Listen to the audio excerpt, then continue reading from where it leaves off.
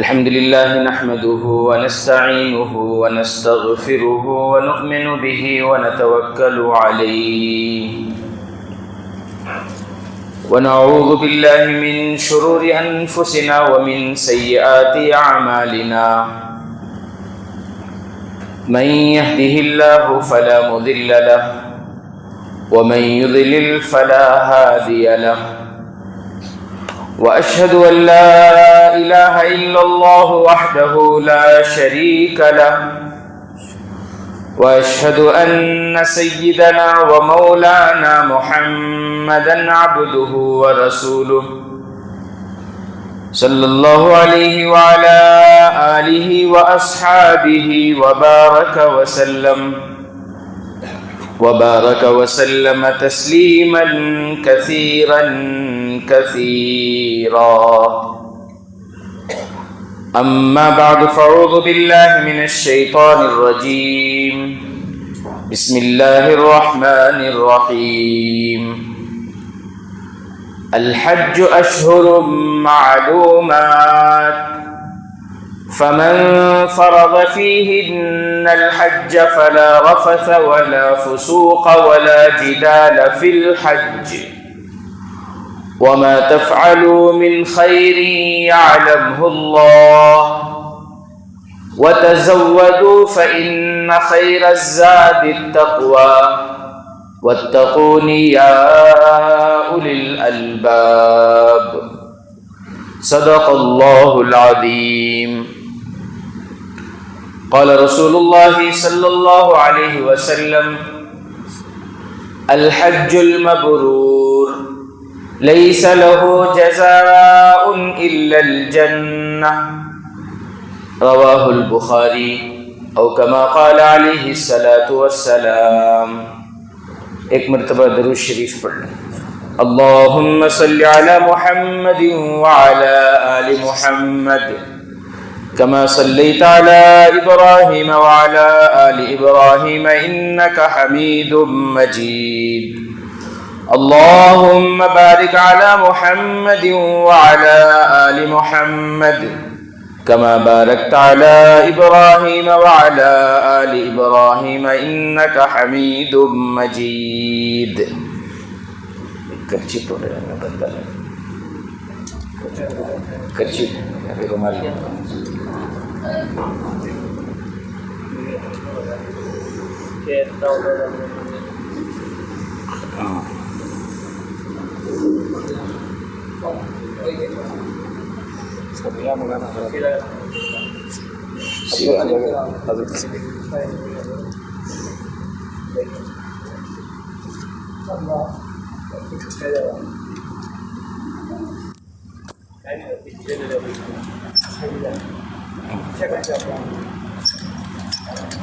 بڑا نام رہا بس پیک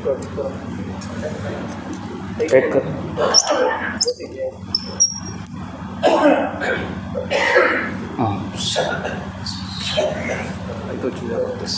بس اور نکلیے. رب ذوالجلال کا بے انتہا کرم، اس کا فضل اور احسان، اللہ تعالیٰ نے ایک اہم فریضے کی ادائیگی کے لیے اول وقت میں پہلی فرصت میں اس کے پاک گھر میں جمع ہونے کی توفیق عطا فرمائی. دعا فرمائیں اللہ تعالیٰ ہمارے آنے کو، بیٹھنے کو، کہنے سننے کو بے انتہا قبول فرمائے. قرآن و حدیث کی، دین کی جو بھی باتیں ہمارے سامنے آئیں، اللہ تعالیٰ مجھے صحیح صحیح کہنے، ہم تمام کو سمجھنے اور اس پر عمل کرنے کی توفیق عطا فرمائے.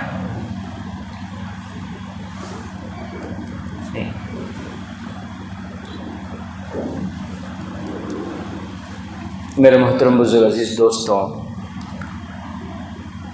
اسلام کی بنیاد 5 چیزوں پر ہے. نمبر 1، اللہ کی توحید کا اقرار کرنا، اللہ تعالیٰ کی توحید کا اقرار کرنا، اور احمد مجتبیٰ محمد مصطفیٰ سرکار دو عالم صلی اللہ علیہ وسلم کی نبوت کی تصدیق کرنا اور اقرار کرنا. نمبر 1. نمبر 2، نماز قائم کرنا. نمبر 3، اگر مالدار ہیں زکوٰۃ فرض ہے تو زکوٰۃ ادا کرنا، اور نمبر 4 رمضان کے روزے رکھنا، اور نمبر 5 اگر حج فرض ہے تو بیت اللہ کا حج کرنا۔ دعا فرمائیں کہ اللہ تبارک و تعالی ہم تمام کو حج کرنے کی توفیق عطا فرمائے۔ حج تو مالداروں پر فرض ہوتا ہے۔ حج کی فرضیت کے چند شرائط ہیں، لیکن میرے عزیز ساتھیوں، غریبوں پر حج فرض نہیں ہے۔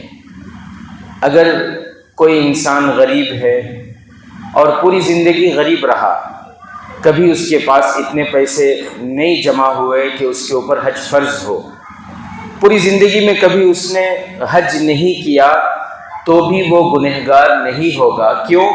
اس لیے کہ وہ غریب رہا، اس پر تو حج فرض ہی نہیں ہوا۔ اسی لیے حدیث پاک کا مفہوم ہے کہ کل قیامت کے دن حشر کا میدان ہوگا، سب کے نامہ اعمال پڑھے جائیں گے، تو ایک بندہ ایسا ہوگا غریب انسان کہ اس کا نامہ اعمال کھولا جائے گا، اور پھر فرشتے بتائیں گے کہ اس نے یہ نیک اعمال کیے، یہ کیے، یہ کیے۔ اس میں یہ بھی لکھا ہوگا کہ اس نے اتنے حج کیے، اتنے عمرے کیے۔ تو وہ غریب انسان حیران پریشان ہو جائے گا، اور وہ اللہ سے کہے گا کہ اللہ تو جانتا ہے میں پوری زندگی غریب رہا، میں نے زندگی میں کبھی حج نہیں کیا، میرے پاس اتنے پیسے نہیں تھے کہ مجھ پر حج فرض ہو، حج تو دور کی بات، کبھی مجھے عمرہ کرنے کی بھی اتنی سہولت نہیں ہوئی، تو میرے نامہ اعمال میں اتنے حج کیسے آ گئے؟ کہیں فرشتوں سے لکھنے میں کوئی غلطی ہو گئی ہو۔ اللہ تبارک و تعالیٰ فرمائیں گے کہ میرے بندے، مجھے معلوم ہے کہ تو غریب رہا اور تیرے اوپر زندگی میں کبھی حج فرض نہیں ہوا۔ اللہ فرمائیں گے میرے بندے، جب بھی حج کا موسم آتا تھا تو ہمیشہ نیت کرتا تھا، ہر سال تو حج کی نیت کرتا تھا، اور تو اپنی نیت میں پکا ہوتا تھا، اس لیے میں ہر سال تیرے نامہ اعمال میں حج کا ثواب لکھ دیتا تھا۔ اللہ اکبر کبیرہ۔ اللہ کی ذات ایسی کریم ہے، اللہ ایسے بخشنے والے ہیں نیتوں پر، تو اس لیے ہم بھی نیت کریں، اگر حج فرض نہیں ہے تب بھی نیت کریں کہ انشاءاللہ حج کریں گے، انشاءاللہ اللہ توفیق دے گا تو ضرور حج کریں گے انشاءاللہ۔ تو حج جو ہے وہ مالداروں پر فرض ہے۔ قرآن کریم میں اللہ تبارک و تعالیٰ فرماتے ہیں وَلِلَّهِ عَلَى النَّاسِ حِجُّ الْبَيْتِ مَنِ اسْتَطَاعَ إِلَيْهِ سَبِيلًا۔ حج ان لوگوں پر فرض ہے جن کے پاس زاد و راحلہ ہو، جن کے پاس حج کرنے کی طاقت ہو، جن کے پاس زاد و راحلہ ہو، جن کے پاس سواری کا انتظام ہو، جن کے پاس پیسوں کا انتظام ہو، جن کے پاس وہاں رہنے کا انتظام ہو، اور جن کے پاس حج کو جا کر آنے تک یہاں گھر والوں کے لیے پورا انتظام ہو، ایسوں پر حج فرض ہے، ایسوں پر حج فرض ہے۔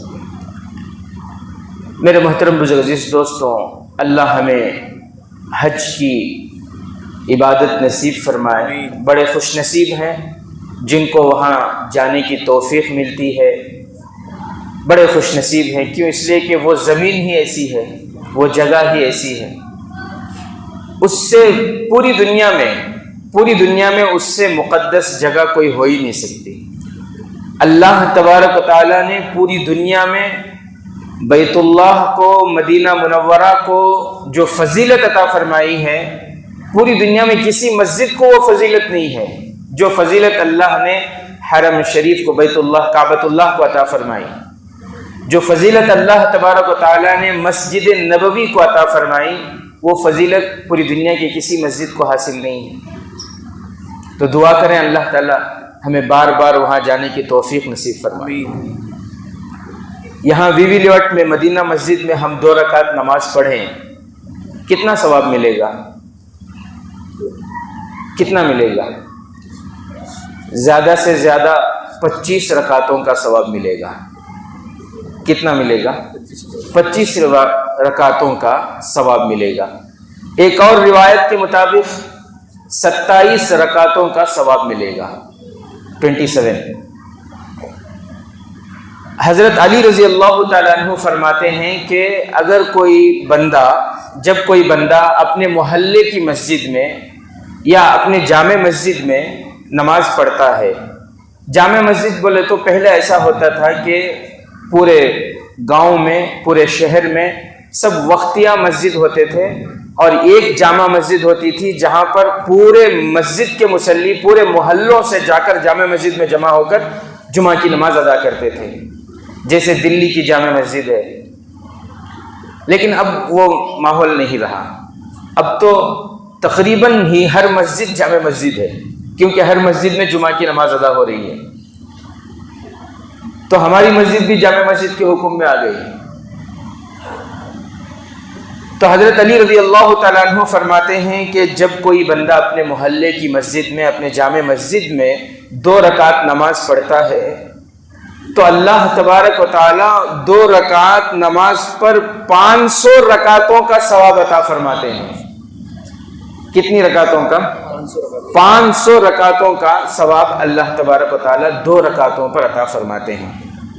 تو میں یا آپ، ہم میں سے کوئی بھی اگر مدینہ مسجد میں، وی وی لیوٹ کی مدینہ مسجد میں 2 رکعت نماز پڑھیں تو زیادہ سے زیادہ کتنا ثواب ملے گا؟ 500 رکعتوں کا ثواب ملے گا۔ لیکن اگر کوئی بندہ فلسطین چلا جائے، بیت المقدس چلا جائے، مسجد اقصی میں جا کر 2 رکعت نماز پڑھے، تو جناب آقا محمد الرسول اللہ صلی اللہ علیہ وسلم فرماتے ہیں مسجد اقصی میں 2 رکعت نماز پڑھنے پر اللہ تبارک و تعالی 25,000 رکعتوں کا ثواب عطا فرماتے ہیں مسجد اقصی میں۔ اللہ ہمیں وہاں بھی جانا نصیب فرمائے۔ مسجد اقصی کی اللہ بھرپور حفاظت فرمائے، وہاں بسنے والے ایمان والوں کی، ان کے جان مال عزت آبرو کی اللہ ہر قسم کے شرور و فتن سے حفاظت فرمائے۔ بہرحال جناب آقا محمد الرسول اللہ صلی اللہ علیہ وسلم نے فرمایا کہ اگر کوئی انسان مسجد اقصی میں جا کر 2 رکعت نماز پڑھتا ہے تو 2 رکعت نماز پڑھنے پر اللہ تبارک و تعالیٰ اسے 25,000 رکعتوں کا ثواب عطا فرماتے ہیں۔ آگے بڑھیں، پیارے آقا فرماتے ہیں اگر کوئی بندہ میری مسجد، کون سی مسجد؟ مسجد نبوی، مدینہ منورہ کو جائے، مدینہ منورہ میں مسجد نبوی کو جائے اور مسجد نبوی میں جا کر 2 رکعت نماز پڑھے، پیارے آقا فرماتے ہیں کہ مسجد نبوی میں 2 رکعت نماز پڑھنے پر اللہ تبارک و تعالیٰ 50,000 رکعتوں کا ثواب عطا فرماتے ہیں۔ سبحان اللہ، مسجد نبوی میں 2 رکعت نماز پڑھنے پر 50,000 رکعتوں کا ثواب۔ پھر فرمایا کہ اگر کوئی بندہ مکہ مکرمہ کو جائے اور پھر کعبۃ اللہ میں جائے، بیت اللہ کے سامنے کھڑے ہو کر، بیت اللہ میں کعبے کے سامنے کھڑے ہو کر 2 رکعت نماز پڑھے، پیارے آقا محمد الرسول اللہ صلی اللہ علیہ وسلم فرماتے ہیں بیت اللہ میں 2 رکعت نماز پڑھنے پر اللہ تبارک و تعالیٰ 1,00,000 رکعتوں کا ثواب عطا فرماتے ہیں۔ سبحان اللہ، تو کتنے خوش نصیب ہیں جن کو بار بار وہاں نماز پڑھنے کی توفیق ملتی ہے۔ ایسی مقدس زمینیں ہیں یہ، اللہ نے ایسی فضیلت عطا فرمائی ہے۔ دعا فرمائے اللہ تعالی ہمیں بار بار کعبۃ اللہ میں حاضری کی توفیق نصیب فرمائے، مسجد نبوی میں حاضری کی توفیق نصیب فرمائے۔ جیسا کہ آپ تمام جانتے ہیں حج کا موسم ہے اور الحمدللہ کل سے ہی حاجیوں کے قافلے روانہ ہونا شروع ہو چکے۔ آج ہی میں نے دیکھا نیوز میں اور پھر موبائل میں بھی جو ہے وہ نیوز آئی کہ پہلا قافلہ بنگلور سے حاجیوں کا حج کے لیے روانہ ہو چکا ہے۔ مفتی زین العابدین صاحب، مولانا مقصود عمران صاحب رشادی، امام و خطیب جامع مسجد سٹی مارکیٹ بنگلور، انہوں نے اپنے دعاؤں کے ساتھ جو ہے وہ حاجیوں کے قافلے کو روانہ کر رہے ہیں۔ تو حج کا موسم ہے، تو میں نے سوچا کہ چند باتیں حج کے تعلق سے، حاجیوں کے تعلق سے ہمارے سامنے آ جائیں، اور ہم دعا بھی کرتے رہیں کہ اللہ تعالی ہمیں بھی حج کی توفیق نصیب فرمائے۔ اللہ کی ذات سے کوئی چیز بعید نہیں ہے، اللہ توفیق دینے پر آئے تو یہ ساز و سامان، یہ ساری چیزیں دھری کی دھری رہ جاتی ہیں، اور اگر اللہ توفیق نہ دے تو سب کچھ ہونے کے باوجود بھی حج کی توفیق نہیں ہوتی۔ حاجیوں کے تعلق سے چند باتیں میں آپ کے سامنے عرض کروں۔ قرآن کریم میں اللہ تبارک و تعالیٰ فرماتے ہیں الحج اشہر معلومات فمن فرض فیہن الحج فلا رفث ولا فسوق ولا جدال فی الحج۔ اس آیت میں اللہ تبارک و تعالیٰ حاجیوں کے لیے 3 نصیحتیں فرما رہے ہیں، پھر اس کے بعد 3 نصیحتیں، یعنی ٹوٹل 6 نصیحتیں اللہ تبارک و تعالیٰ حاجیوں کو کر رہے ہیں۔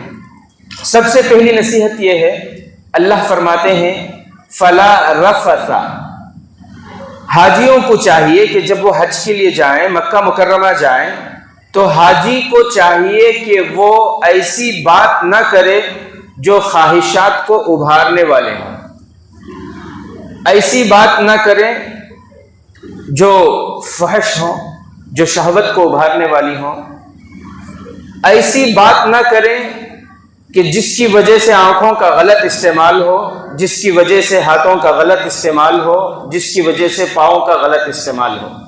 فلا رفث، قرآن کریم میں اللہ تعالیٰ نے بہت بڑی بات کہی، بہت بڑی بات کہہ دی کہ آنکھوں کا غلط استعمال نہ ہو۔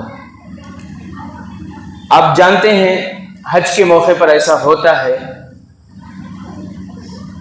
وہ امتحان کی گھڑی ہوتی ہے، وہاں پوری دنیا سے لوگ جمع ہوتے ہیں۔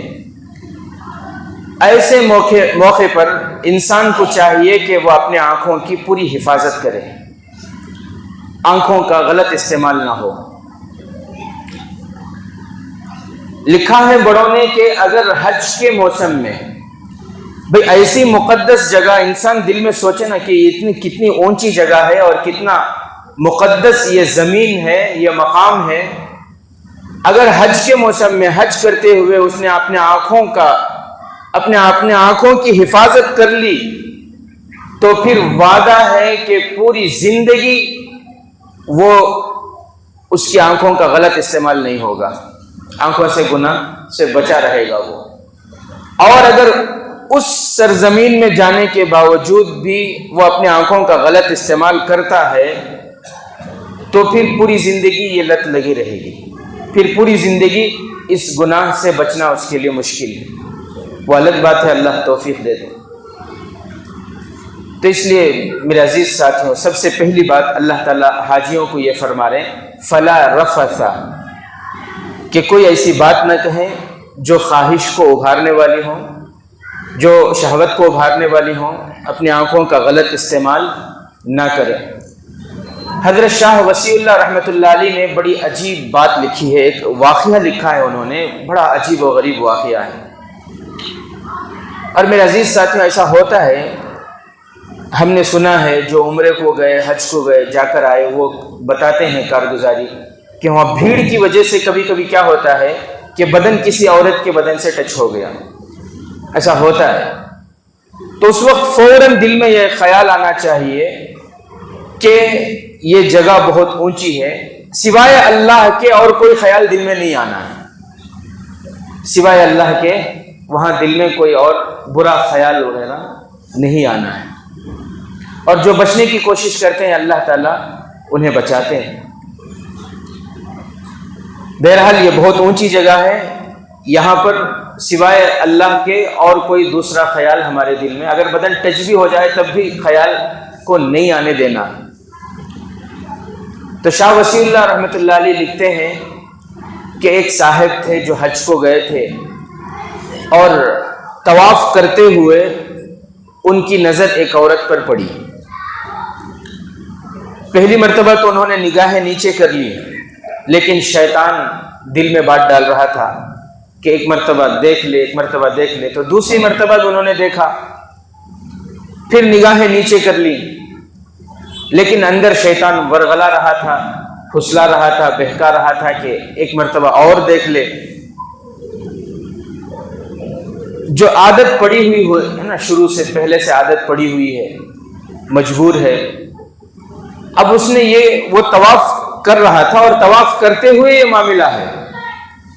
طواف کرتے ہوئے ایک مقام ہے رکن یمانی اسے کہتے ہیں، جب وہ وہاں پر پہنچا تو تیسری مرتبہ رکن یمانی کے پاس ہی اس نے تیسری مرتبہ اس عورت پر اس نے جب نگاہ ڈالی تو لکھا ہے کتابوں میں کہ رکن یمانی کے پاس سے ایک ہاتھ نکلا اور ایسا تماچا اس کو لگا، اس کی ایک آنکھ ضائع ہو گئی، ایک آنکھ کی روشنی ختم ہو گئی، ایک آنکھ کی بینائی ختم ہو گئی، ایک آنکھ سے وہ اندھا ہو گیا۔ ایسا زوردار تماچا اس کو پڑا اور غیب سے ندا آئی کہ سنبھل جا ورنہ تیری دوسری آنکھ بھی ضائع ہو جائے گی۔ تو یہ کبھی کبھار اللہ تبارک و تعالی لوگوں کو بتانے کے لیے کہ یہ کتنی مقدس جگہ ہے، یہ کتنا بڑا اس کا احترام ہونا چاہیے۔ جب جگہ مقدس ہے، محترم ہے، تو وہاں چھوٹے چھوٹے گناہ بھی بہت بڑے بن جاتے ہیں۔ تو اس لیے حاجیوں کو سب سے پہلی نصیحت قرآن کریم میں اللہ تبارک و تعالیٰ یہ فرما رہے ہیں فَلَا رَفَثَ، جس کا آسان ترجمہ میں آپ کو بتا رہا ہوں کہ آنکھوں کا غلط استعمال نہ ہو، آنکھوں کی حفاظت کریں۔ اور پھر اس کا مطلب یہ بھی ہے کہ دل جو ہے ہمارا صاف ہو، دل ہمارا یعنی ہمیشہ انسان کے دل میں یہ خیال رہے کہ میرا خدا مجھے دیکھ رہا ہے، میرا خدا مجھے دیکھ رہا ہے، اس خدا کی تجلی کعبے پر ہو رہی ہے، مجھے زیادہ سے زیادہ عبادت کر کے اللہ کی طرف توجہ کر کے میں اس تجلی کو زیادہ سے زیادہ سمیٹنے والا بنوں، اس تجلی کو لے کر جانے والا بنوں، یہ انسان کی نیت ہونی چاہیے۔ تو حاجیوں کو اللہ تبارک و تعالیٰ سب سے پہلی نصیحت یہ فرما رہے ہیں فلا رفث، کہ کوئی ایسی بات نہ کرے جو خواہش کو ابھارنے والی، شہوت کو ابھارنے والی، آنکھوں کا غلط استعمال نہ کرے، یہ پہلی بات ہے۔ دوسری بات اللہ تبارک و تعالیٰ حاجیوں کو یہ فرما رہے ہیں ولا فسوق، گالی گلوچ نہ کرے۔ حاجیوں کو چاہیے کہ وہ کیا نہ کریں، گالی گلوچ نہ کریں۔ یہ وہاں نوبت آ جاتی ہے، حاجیوں کے جوڑ میں بھی ہم نے سنا، اور پھر جو حج کو جا کر آئے ان سے بھی ہم نے سنا کہ حج کے موسم میں ایسا ہوتا ہے کہ بہت سے حج کے موسم میں ایسا ہوتا ہے ایک ایک کمرے میں 8 لوگوں کو رہنے کا موقع ہوتا ہے، کہیں کہیں 10-12 لوگ، کہیں کہیں 14 کمرے بڑے ہیں، تو پھر اور باتھ روم ٹوائلٹ وغیرہ جو ہیں وہ محدود ہیں۔ 8 لوگ ہیں لیکن وہاں 2 ٹوائلٹ ہے یا 3 ٹوائلٹ ہیں، تو انبن ہو جاتی ہے کبھی کبھی ساتھیوں سے، جو ساتھ میں رہ رہے ہیں ان سے انبن ہو جاتی ہے، اونچ نیچ ہو جاتا ہے، پھر گالی گلوچ تک کی نوبت آ جاتی ہے۔ تو فلا رفث ولا فسوق کا ایک آسان ترجمہ یہ ہے، اس کے 2 ترجمے ہوتے ہیں۔ ایک ترجمہ تو یہ ہے کہ گالی گلوچ نہ کرے، اور ایک ترجمہ ہے جو بہت ہی پیارا ہے۔ تو ایسی نوبت جب آ جائے، جھگڑے کی نوبت جب آ جائے، تو حاجیوں کو چاہیے کہ وہ دل میں اس بات کو بٹھا لے، اللہ کے مخلوق کی محبت کو دل میں بٹھا لے۔ مخلوق کی محبت ہوگی، ساتھیوں کی محبت ہوگی، حاجی کی محبت ہوگی، تو پھر جو ہے معاملہ جھگڑے تک نہیں جائے گا، معاملہ محبت سے، جو بھی معاملے ہوں وہ محبت سے حل ہو جائیں گے، جھگڑے کی نوبت نہیں آئے گی۔ تو محبت دل میں بسائیں۔ ولا فسوقہ کا ایک ترجمہ یہ ہے کہ گالی گلوچ نہ کریں، اور ایک ترجمہ جو بڑا پیارا ہے، حکیم الامت حضرت مولانا اشرف علی تھانوی رحمۃ اللہ علیہ لکھتے ہیں کہ ولا فسوقہ کا مطلب یہ ہے کہ دل کو صاف کر لیں، دل کو کیا کریں، صاف کر لیں۔ کس سے صاف کریں؟ ہر قسم کی گندگی سے دل کو صاف کر کے جب حاجی حج کے لیے جائیں تو اسے چاہیے کہ وہ اپنے دل کو صاف کر کے جائیں. اور الحمدللہ ایسا ہوتا ہے، ہم نے دیکھا ہے کہ جو حج کو جانے والے ہوتے ہیں وہ اپنے دوست احباب سے ملتے ہیں، رشتہ داروں سے ملتے ہیں، یا پھر ان کے جو دوست احباب ہیں وہ ان کے پاس جا کر ان سے ملاقات کرتے ہیں، انہیں مبارکبادی دیتے ہیں. اور جو حج کو جانے والے ہوتے ہیں وہ سب سے مل کر معافی بھی مانگتے ہیں کہ بھئی حج کے لیے جا رہا ہوں، اگر مجھ سے کوئی غلطی ہوئی ہو تو معاف کر دینا. لیکن یہ صرف زبان سے نہیں بلکہ دل کی گہرائی سے ہونی چاہیے. بھئی زبان سے معافی مانگنے سے معاف تھوڑی ہوتا ہے، دل سے معافی مانگنا ہے، دل کی گہرائیوں سے. اس لیے کہ حدیث پاک میں آتا ہے. اور دل سے معافی مانگنا یہ کیسے معلوم ہوگا؟ اگر کسی کا حق ہے تو اس حق کو پورا ادا کرنا ہے. حق بنتے ہوں تو ان حقوق کو ادا کریں، یا پھر ان سے جو ہے مہلت لے لیں، ان سے بات چیت کریں. حدیث میں آپ کو سنا دوں، اللہ کے نبی صلی اللہ علیہ وسلم نے فرمایا کہ اگر دل میں گندگی ہے، اگر دل میں عداوت ہے، اگر دل پاک نہیں ہے، کسی کا مال ہڑپے ہوئے ہیں، کسی کے پیسے دبائے ہوئے ہیں، کسی کی زمین ہڑپ لی ہے، اور پھر اسی گندگی کے ساتھ وہ حج کو جا رہا ہے، اللہ کے نبی صلی اللہ علیہ وسلم نے فرمایا کہ وہ مکہ چلا جائے، وہ مدینہ چلا جائے، سوائے آنے جانے کے اسے کچھ حاصل نہیں ہوگا. آنے جانے کی مشقت کے علاوہ اسے کچھ حاصل نہیں ہوگا. اسی لیے حکیم الامت حضرت مولانا اشرف علی تھانوی رحمۃ اللہ علیہ فرماتے ہیں، پہلے تخلیہ کر لو پھر تحلیہ حاصل ہو جائے گا. کیا فرماتے ہیں؟ پہلے تخلیہ کر لو پھر تحلیہ حاصل ہو جائے گا. یعنی دل کو خالی کر کے، ہر قسم کی گندگی سے خالی کر کے، خالی دل لے کر وہاں جائیں گے تو اللہ تبارک و تعالیٰ کی نورانیت کو اور اس کی تجلی کو بھر کر وہاں سے لے کر آئیں گے. تو بہرحال دو باتیں آپ کے سامنے میں نے عرض کی. قرآن کریم کی روشنی میں حاجیوں کو چاہیے کہ وہ گالی گلوچ نہ کریں اور اپنے آنکھوں کا صحیح استعمال کریں. فلا رفث ولا فسوق. اور تیسری بات اللہ تبارک و تعالیٰ فرماتے ہیں ولا جدال فی الحج. حاجیوں کو چاہیے کہ جب وہ حج میں جائیں تو وہاں جھگڑے نہ کریں، آپس میں لڑائی جھگڑے نہ کریں. نوبت آ جاتی ہے وہاں.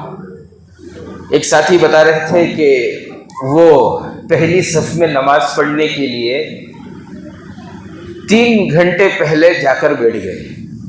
3 گھنٹے پہلے جا کر، نماز سے 3 گھنٹہ پہلے. ہمیں تو 3 منٹ پہلے آنا بھی مشکل ہے، ہمیں انتظار میں رہتی ہے مفتی صاحب آ کو ہی کیا بیان شروع ہو گئے کیا. صحیح بات. تو پورا ہو کو رہا تو اس کے بعد ریڈی ویڈی ہو کو برابر نماز کے ٹائم کو آتی ہے. اب بھی جلدی آگے تو باہر ہی ذرا وقت گزار لے کو کہ تب بھی ٹائم ہے نا.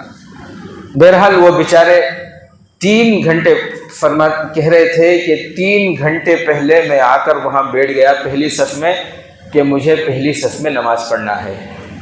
نماز کو 2-3 منٹ باقی تھے، 2-3 جنے آپ سامنے بیٹھے. اب کھڑے تو پیچھے جانا چاہیے. اب ایسی نوبت اب کیا ہوتا ہے بولے تو یہ لڑائی جھگڑے کی نوبت آ جاتی ہے. ایسے موقع پر انسان صبر کرے. انسان کیا کرے؟ صبر کرے، معاف کرے، درگزر کرے. حج کے موقع پر بھیڑ کی وجہ سے کبھی ایسا ہوتا ہے کہ کسی کا پیر لگ گیا، کسی نے دھکا دے دیا.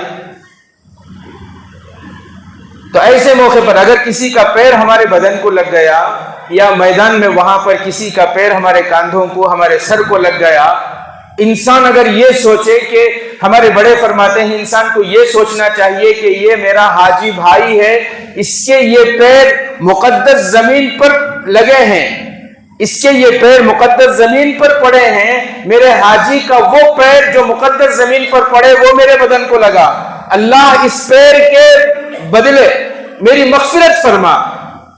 تو اللہ وہ چاہے اس کا حج قبول ہوا ہو نہ ہوا ہو وہ دوسری بات، لیکن آپ کی اس نیت کی وجہ سے اللہ آپ کے حج کو، آپ کی عبادت کو ضرور قبول فرمائے. تو کتنی باتیں ہو گئی؟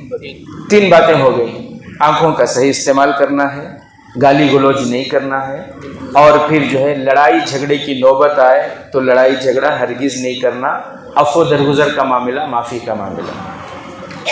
اور پھر آگے اللہ تبارک و تعالیٰ فرماتے ہیں وَمَا تَفْعَلُوا مِنْ خَيْرٍ يَعْلَمْهُ اللَّهُ۔ چوتھی بات یہ ہے کہ بھئی عبادت کرنے کے لیے گئے، حج کیا ہے؟ ایک عاشقانہ عبادت ہے، اس میں تو بندہ جب یہاں سے نکلتا ہے، احرام پہنتا ہے، حج ہی حج، وہ حاجی میں شمار ہے، اس کا بیٹھنا بھی عبادت ہے، اس کا سونا بھی عبادت ہے، اس کا چلنا بھی عبادت ہے، ہر چیز اس کی عبادت میں شمار ہے۔ تو حاجی تو زیادہ سے زیادہ عبادت کرتے ہیں اور کرنا بھی چاہیے، جتنا زیادہ وہ حاجی زیادہ سے زیادہ وہ طواف کریں گے، زیادہ سے زیادہ مقام ابراہیم کے پاس وہ نماز پڑھیں گے، حجر اسود کو چومیں گے، ملتزم کو پکڑ کر لپٹ کر چمٹ کر روئیں گے، جب مدینے میں ہوں گے تو زیادہ سے زیادہ درود پڑھیں گے، سلام پڑھیں گے حضور صلی اللہ علیہ وسلم کے روضے کے پاس جا کر، اور ریاض الجنہ میں نماز پڑھیں گے، تو زیادہ سے زیادہ یہ عبادت کریں گے، لیکن اس عبادت کا چرچا نہیں ہونا۔ اس عبادت کا کیا نہیں ہونا؟ چرچا نہیں ہوتا ہے۔ کمرے میں آئے، دوستوں کے سامنے بتا دیے میں اتنی بھیڑ ہونے کے باوجود بھی 4 طواف کریا میں بول کر، 5 طواف کر لیا بول کر، تو یہ عبادت ہے۔ عبادت وما تفعلوا من خیر یعلمہ اللہ، کہ عبادت کے بعد اس کا چرچا نہیں ہونا۔ اللہ فرماتے ہیں تم نے جو کیا وہ کس کے لیے کیا؟ میرے لیے کیا نا۔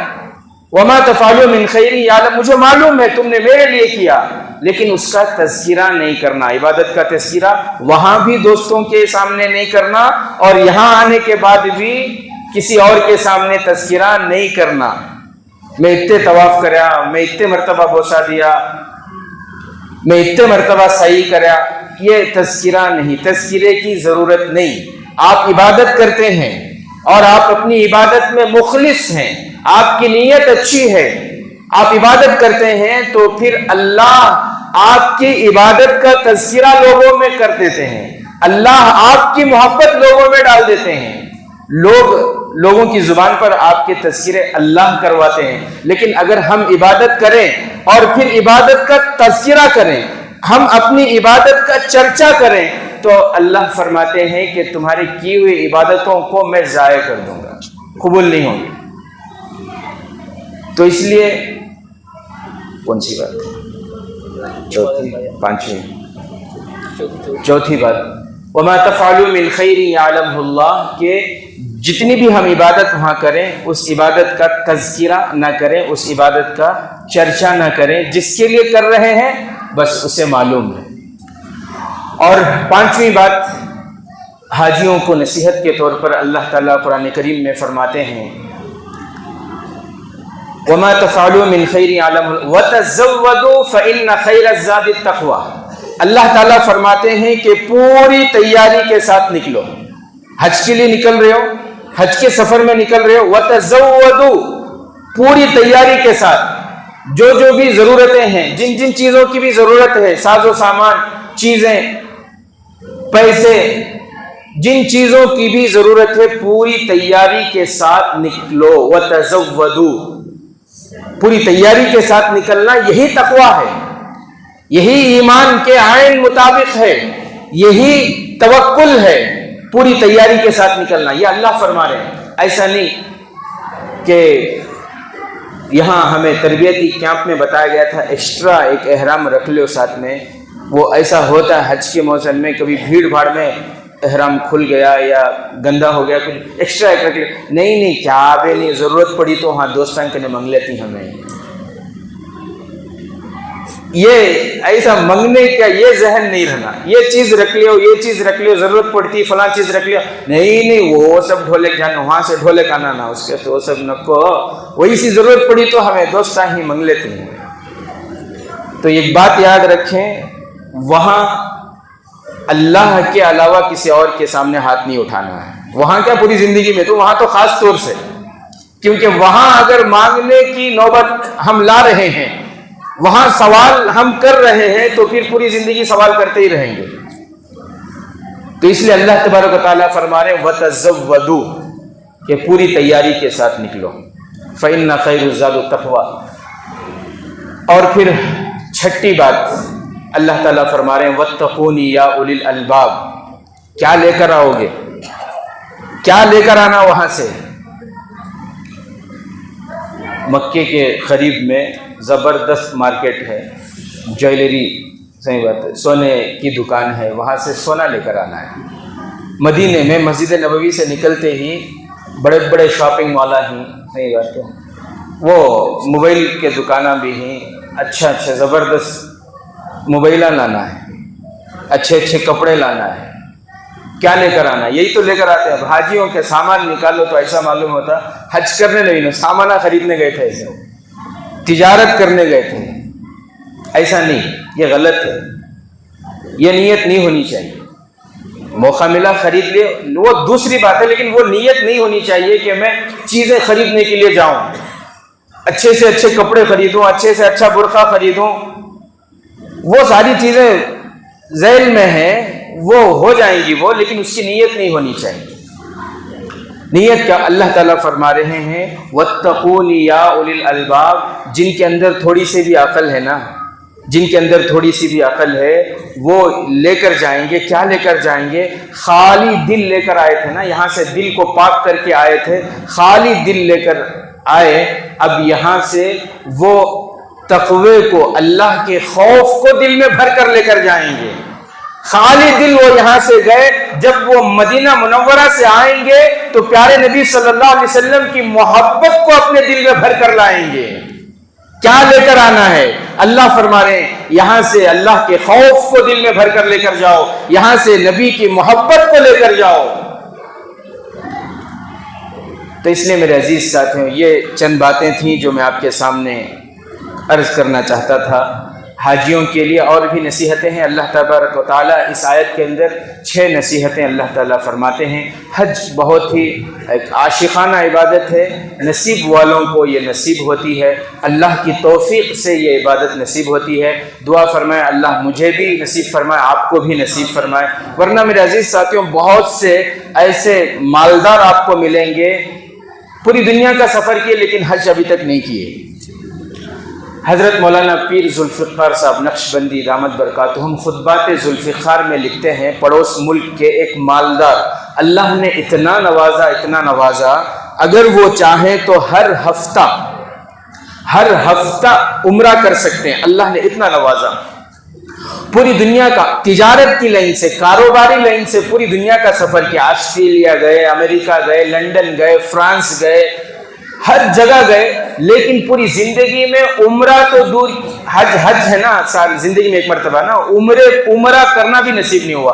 پوری زندگی میں کبھی مکہ مکرمہ کو، بیت اللہ کو جانا نصیب نہیں ہوا، پوری زندگی میں کبھی مدینہ منورہ کو جانا نصیب نہیں ہوا۔ اب وہ محلے میں رہتے تھے تو محلے کے لوگ، حج کا موسم تھا، حج کے لیے نکل رہے تھے، چند ساتھیوں نے کہا کہ چلو بھائی ان کو جا کر تشکیل کریں گے۔ ان کو گئے، جا کر ان سے بات بتائی، ان کو ترغیب دی۔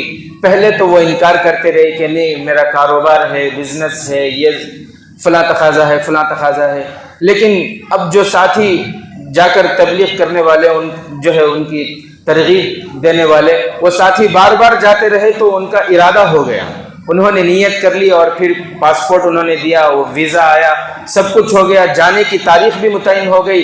اب جو جانے والے ہوتے ہیں ان کے آنے کی تاریخ بھی متعین ہوتی ہے، جانے آنے کی پوری ٹکٹ بن جاتی ہے۔ نکلنے سے 2 دن پہلے ایسا ہوا کہ ان کے بزنس کا کوئی دوست جو ہے دوسری جگہ سے وہاں ان کے پاس آیا، اور پھر ایک بڑا بزنس تھا، اس نے کہہ دیا کہ حج تو ہر سال کر سکتے ہیں، اسی سال جانا کوئی ضروری تھوڑی ہے، آئندہ سال چلے جانا، اب یہ ذرا بزنس کا معاملہ ہے۔ تو انہوں نے بھی ارادہ ترک کر دیا کہ ٹھیک ہے میں آئندہ سال جاؤں گا۔ پہلے سے تو ارادہ نہیں تھا، تشکیل پر وہ تیار ہوئے تھے، لیکن ساتھی ملے تو پھر انہوں نے بھی اپنا ارادہ ترک کر دیا، کہ ساتھیوں سے کہہ دیا کہ میں اس سال نہیں آ سکتا۔ اب ساتھیوں نے بھی دیکھا کہ جتنی محنت ہم کرنا تھا کرے، اب وہ نہیں آ سکتے، بہرحال وہ ٹکٹ کینسل کر کے رہ گئے۔ وہ پورا قافلہ چلا گیا، یہ ادھر اپنے بزنس کے لیے حج سے رک گئے۔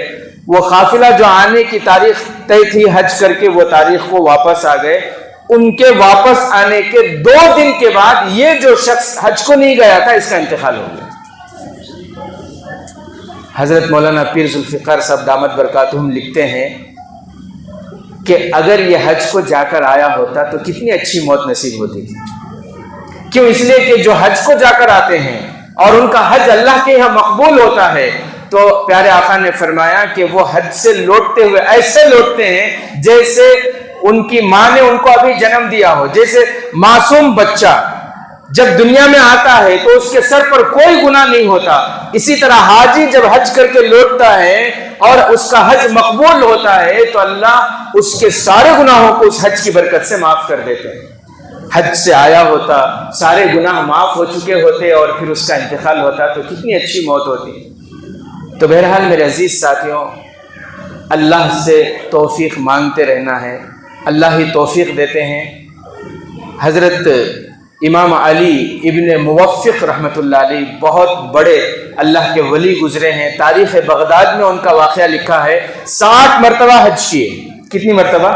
60 حج کیے۔ 60ویں حج میں جب وہ بیت اللہ کا طواف کر رہے تھے، طواف کرتے کرتے ان کے دل میں خیال آیا، مقام ابراہیم کے پاس ان کے دل میں خیال آیا کہ اللہ، میں اتنے سالوں سے حج کر رہا ہوں، پتہ نہیں میرے حج قبول ہوئے کہ نہیں ہوئے، پتہ نہیں میرا حج قبول ہوا یا نہیں ہوا۔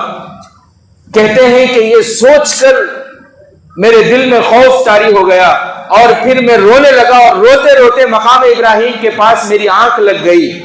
فرماتے ہیں کہ آنکھ لگی تو میں نے خواب دیکھا اور خواب میں ایک غیب سے ایک ندا آئی، آواز آئی کہ اے علی ابن موفق، تم اپنے گھر میں اسی کو بلاتے ہو جسے تم پسند کرتے ہو، تمہارا رب بھی اپنے گھر میں اسی کو بلاتا ہے جسے تمہارا رب پسند کرتا ہے، جسے تمہارا رب پسند کرتا ہے۔ تو اس لیے حاجیوں کو چاہیے کہ سب سے پہلے تو اللہ کا شکر ادا کریں اور پھر اللہ نے جن باتوں کی نصیحت کی ہے ان تمام باتوں کا خیال رکھیں، اور ہمیں بھی چاہیے کہ ہم بھی اللہ سے ہمیشہ اس عبادت کی توفیق مانگتے رہیں۔ اللہ تعالیٰ مجھے، آپ کو، ہم تمام کو اپنی زندگی میں بار بار یہ عبادت کی توفیق نصیب فرمائے۔